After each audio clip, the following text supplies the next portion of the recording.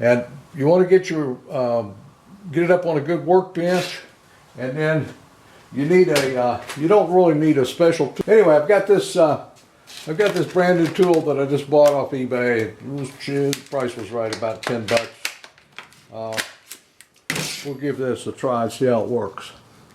It's always nice to have a helper with this. In lieu of a helper, I work a lot by myself, and so I've got a tie-down strap on this tank to hold it to my work surface, because this thing isn't terribly tight, but it is tight enough that you need somebody to help hold the tank while you apply the torque to it. Normally I'd get my lovely wife out here to help me, but I spilled gasoline in the process of doing this, and she doesn't want to come out here. I don't blame her. I don't want to be out here myself, but so I'll try to keep my hands out of the way so you can see this. I tried torquing this a minute ago, and it's like I said, it's not terribly tight. Again, keep it pressed down against so the tabs don't slip out, and out of position. And generally, once you get it just a few turns, this becomes hand loose. Matter of fact, I had one of my clients told me that he didn't even have the tool. He just managed to get it with his put some gloves on and twist it on it real hard. If you don't have that tool, you can tap on this gently with a rubber mount and a hammer, or just something that's not going to beat things up. Be careful you don't slip and break something. But if you get that turned about 2 of those notches, generally you can get it with your hands and a pair of gloves. All right. Once you get to that point, this thing is has a customized O-ring around the inside of it, and there's some cautions I'll give you when we go to put that back in. And this is snug, okay? And you want to be careful about prying on it. You can get a screwdriver and gently pry on this a little bit, but you know, I'm kind of hesitant to do that because that seems to be working okay. You don't want to mar things and skin them up. A little skinnier screwdriver would have been nicer. All right, so you can see this is coming out, and once you get it where you can get your fingers on it, it'll slide right out. Now you can see, anytime you take that out, that O-ring comes loose. And there's some cautions about putting that back together. So now the trick is this is an entire fuel pump assembly with the float and everything. And the trick is, don't mess with the float arm when it comes out. This is one of the easiest ones I've ever gotten out. And this is the first time for me, so on this particular gas tank anyway.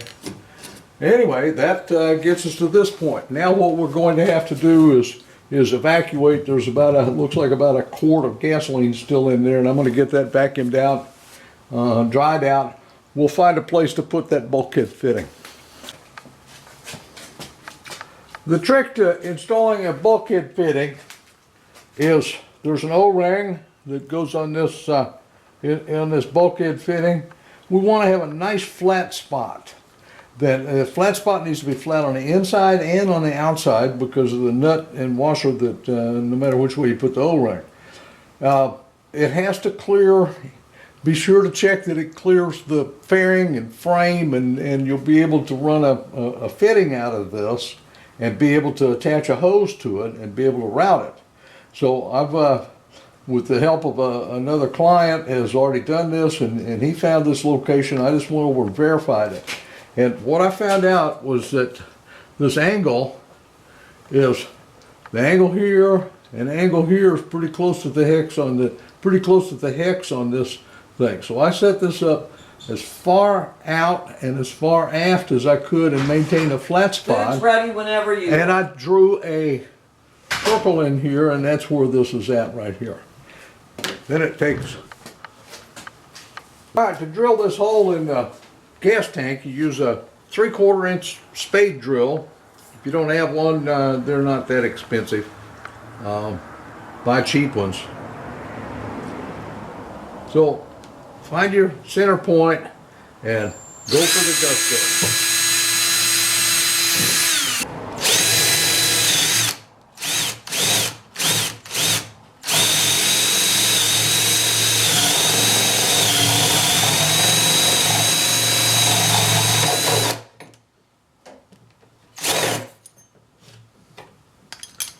Need to deburr the hole.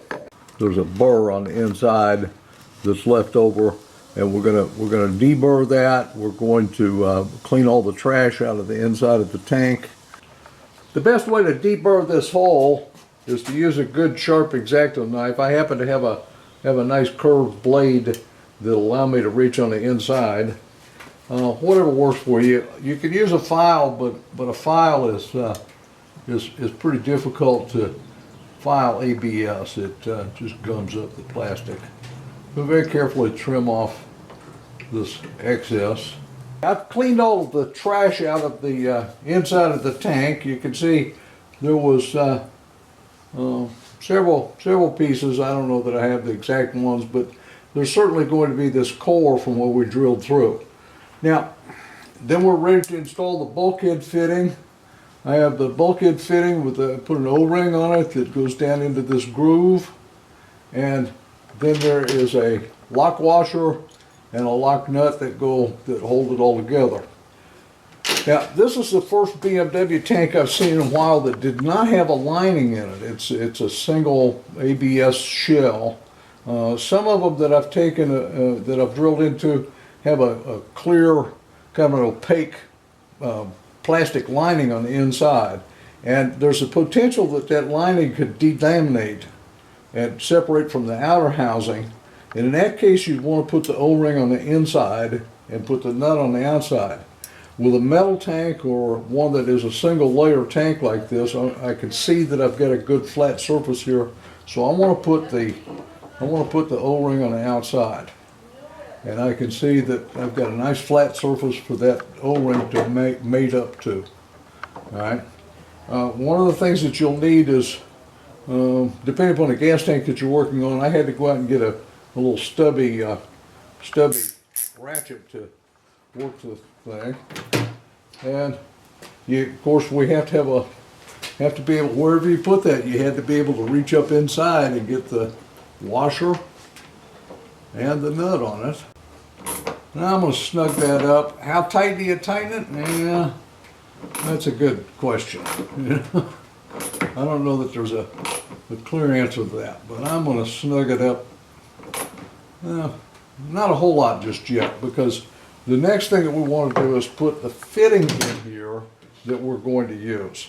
And the reason that we put the fitting in before we reassemble this is because you have to be able to make sure that everything is lined up the way you want it to line up, and you might have to get in here and adjust this a little bit. Let me grab a fitting, get some pipe joint compound on it, and we'll go from there. I'm going to use an elbow fitting because I want this to not stick down too far, and it's going to have to point, we may have to put the tank up here to get perfect alignment on it, but we want it kind of pointing to the rear. I like to use, some people like Teflon tape. This is my preferred thing for sealing pipe joints, is this Odie Great White Pipe Joint Compound, and it's got PTFE, that's Teflon. The Teflon's built into it. One of the reasons I like it is it lubricates the joints really well. And I found out that it's not nearly so messy if you put a little bit of this joint compound on the inside and get it smeared around so that you got a little bit in here. If you put it on the male side, when you go to put this in, it all squishes out and you end up with this stuff all over your fingers. You can see it's on my thumb already, and I was trying to be neat. And it's just, I'll hold this one in place while I tighten this. I had a client ask me, how tight do you tighten these? That's a good question. And so I got on the internet, got to search it to see if there's some torque rating. And, everybody, all the plumbers and everything said, well, tight enough. And so it's just a matter of experience what it gets down. So I've got that as tight as I want it, and you can see it's pointing the wrong direction. That's why we held off on tightening this down until we could get things in line. Now, I have positioned that on the motorcycle, adjusted this, it's just really kind of finger snug, and I've adjusted this until I make sure that it's cleared the fairings, it's clearing the frames, clearing any wiring harnesses around there, and I think we're in good shape. So now I'm going to tighten things up on the inside, good and snug.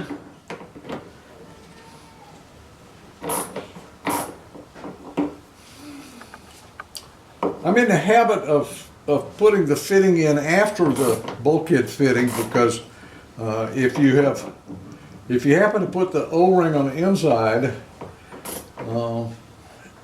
then the nut needs to go on the outside, and the nut won't go over this elbow fitting.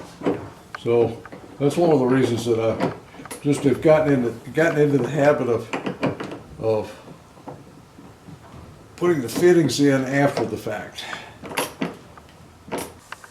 All right, I have all my tools lined up, and the pump and the ring and the O-ring.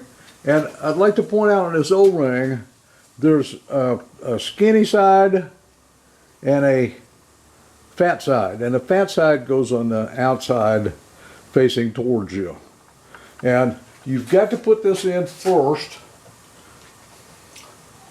and then put the pump inside of it. And while you're doing so, you need to make sure that this thing is really likes to slip inside of the tank, okay? And as hard as it is to get this gas tank off, because you have to take all the plastic off first, it's not the kind of thing that you want to get it back together and find out that it's leaking because the O-ring slipped onto the inside. As far as the pump goes, there's no worry about getting it in the wrong position because it's keyed. It's got this tab, and the tab fits right here. The problem with this, and because I'm shooting a video, I'm having to probably do it a little bit differently, but you want to make sure you hold the float in position and very carefully get this stuff inside without pushing the O-ring out of position. And I'm holding the tab pretty close to, I'm rotating this down in here where I can get the tab in pretty close alignment. Now, here's where this gets tricky, is putting this pump and getting it to slide inside of that O-ring. This one happens to be a little looser than most of them, and BMW must have got enough complaints about that O-ring slipping in that they I've had to put some WD-40 to lubricate this so that it slides in without pushing that O-ring in. And I'm going to double check this before I seal it up and make sure that I've got that O-ring in position. I'll go around with a flashlight and do a real close inspection. Let me get things aligned and ready to tighten up for you.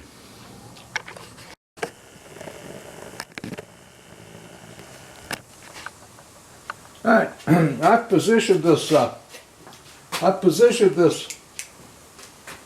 fuel pump assembly where it's in alignment, so I know I can slide it straight in.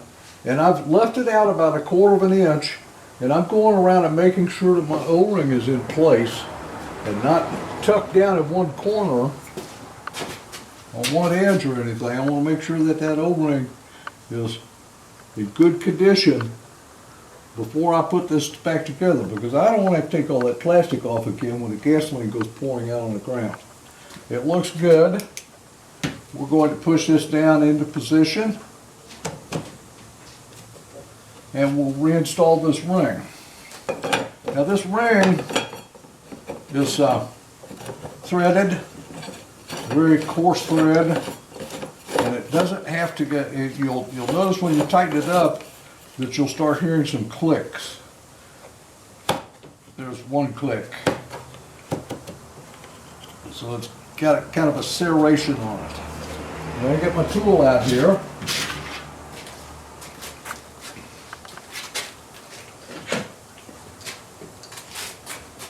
And this doesn't want to have to be terribly tight, you know, because it does, since it does have the guess what I forgot? I've got to strap this down, so I don't have a helper.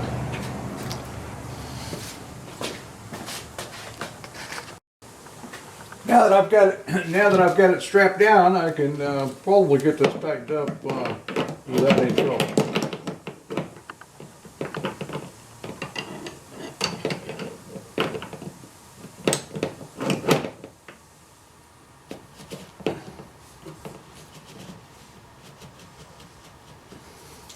Like I said, you don't want it too tight because it's going to get tighter as it seals up. So that's, I don't know, 10 foot-pounds maybe. Well, we're ready to put the tank back on the motorcycle and see how everything lines up.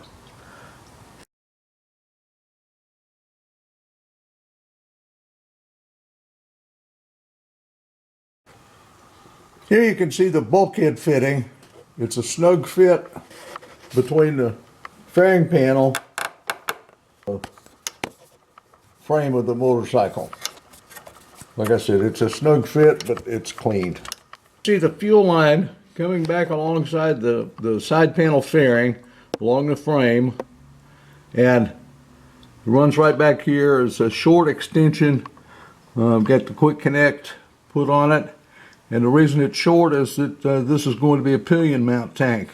If it was going to be a tail rack mount, we'd probably move this hose on back to the back a little bit.